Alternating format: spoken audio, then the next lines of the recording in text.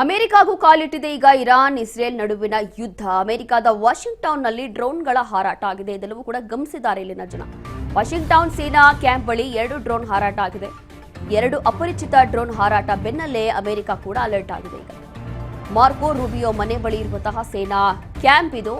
ಇದೇ ಭಾಗದಲ್ಲಿ ಈಗ 2 ಡ್ರೋನ್ಗಳು ಹಾರಾಟ ಆಗಿದ್ದವಂತೆ. ವಾಷಿಂಗ್ಟನ್ ಸೇನಾ ಕ್ಯಾಂಪ್ ಬಳಿ 2 ಡ್ರೋನ್ಗಳ ಹಾರಾಟ ಆಗಿದೆ. ಹಾಗಾಗಿ ಅಮೆರಿಕ ಈಗ ಅಲರ್ಟ್ ಆಗ್ತಾ ಇದೆ.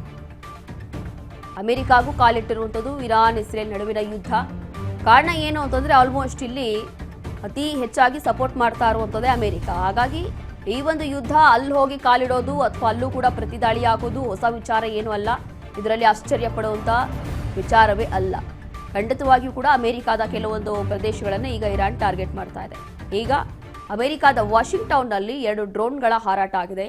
ವಾಷಿಂಗ್ಟನ್ ಸೇನಾ ಕ್ಯಾಂಪ್ ಬಳಿ 2 ಡ್ರೋನ್ ಹಾರಾಟ ಆಗಿರುವುದನ್ನು ನೋಡಿ ಈಗ ಅಮೆರಿಕ ಕೂಡ ಅಲರ್ಟ್ ಆಗಿದೆ. 2 ಅಪರಿಚಿತ ಡ್ರೋನ್ಗಳ ಹಾರಾಟ ಬೆನ್ನಲ್ಲೇ ಅಮೆರಿಕ ಕೂಡ ಅಲರ್ಟ್ ಆಗಿರುವಂಥದ್ದು. ಮಾರ್ಕೋ ರೂಬಿಯೋ ಮನೆ ಬಳಿ ಇರುವಂತಹ ಸೇನಾ ಕ್ಯಾಂಪ್. ಇಲ್ಲಿ ಸೇನಾ ಕ್ಯಾಂಪಸ್ಗಳು ಇರ್ಬೋದು, ಅಥವಾ ತೈಲ ಘಟಕಗಳು, ಅಥವಾ ಬೇರೆ ಬೇರೆ ಜನವಸತಿ ಪ್ರದೇಶಗಳು.